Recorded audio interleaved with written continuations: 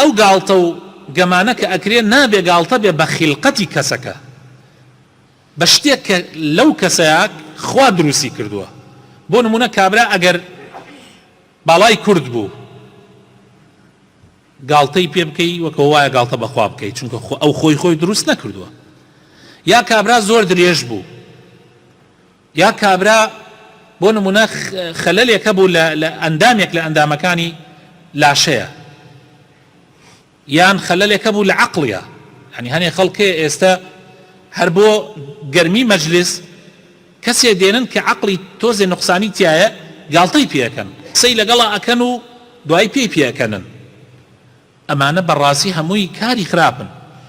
یا گاڵتەکردن بە عەشیرەتی یەکتری، یا بە شاری یەکتری، ئەم دا ئەنشێ گاڵتە بە عەشرەتی ئەوەکە، ئەو دا ئەنشێ گاڵتە بە عەشرەتی ئەمەکە. نوکتە لەسەر ئەمانە ئەهێننەوە خەڵک. یا لەسەر شارەکان، هەولێری لەسەر سلێمانی، سلێمانی لەسەر هەولێری. یا بە زمانی خەڵک، ئەم بە زمانی گەرمیانی گاڵتاکە، ئەو بە زمانی مەسەلەن کوێستانی گاڵتاکە و سۆرانی گاڵتاکە و بادینی گاڵتاکە و یعنی ئەم جۆرەشتانە. بەڕاستی ئەمە بە هیچ شێوازێک دروست نییە، چونکە خالقی ئینسانەکان خوایە، خالقی تیرە و عەشرەتەکان خوایە، خالقی زمانەکان خوایە. نابێ ئینسان گاڵتە بە زمانی یەکتری بکە، بە خیلقەتی یەکتری بکە، وەک ئەوە وایە نەعوذ بالله گاڵتە بەخوا بکەی، نەعوذ بالله.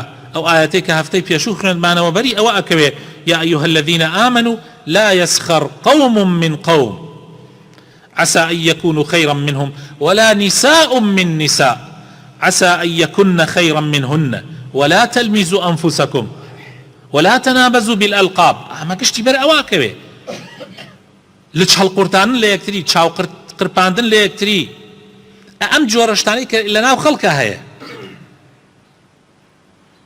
ناو ناتۆرەنان بە یەکتریەوە، یعنی ئەگەڕێن بە کابرا یعنی شتێکی هەبێ خەلەلێکی هەبێ ڕۆژێ لە ڕۆژان ناوێکی پێوانن.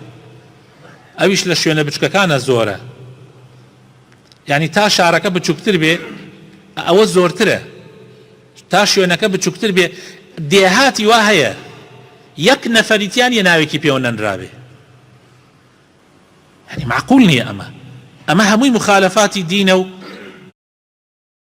خوای تعالی لە قورئان ئەوەتە ئەفەرمێ ولا تنابزوا بالألقاب بئس الاسم الفسوق بعد الإيمان. يعني ناشرين ترين شت أوي دوای ئەوەی ئیمانت هاورد ناو ناتۆرە لە یەکتری بنن. ومن لم يتب فأولئك هم الظالمون.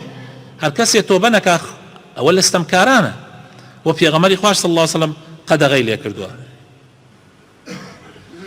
ئەو حەدیثەیش کە پێغەمبەر فەرمێ صلی الله عليه وسلم هەموو مسلمانێ لەسەر برای مسلمانی حرامە خوێنی ماڵی شەرەف و ناموسی ئەویش بەرەواکەوێت، چونکە عیرض ڕاستە مەسەن ئێمە شەرەف و ناموس لای خۆمان واتی ئەگەین کە بەس مەسەلەی ژن و کچ و دایک و ئەوانەیە، بەس شتی تریشە.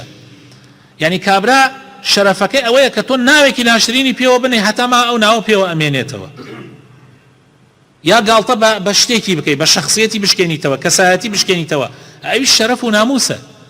حەڵاڵ نییە هیچ کەسێک بە هیچ کەسێ وا بڵێ. ئەگەر کەسێکیش بەوە مەشهور بوو، تازە بووە، ئێستا لەناو خۆمانە خەڵکانێکە ناویان پێوە نراوە، ئەگەر کەسێ بەو ناوە مەشهور بوو ئەبێت تۆ بەکاری نەهێنی.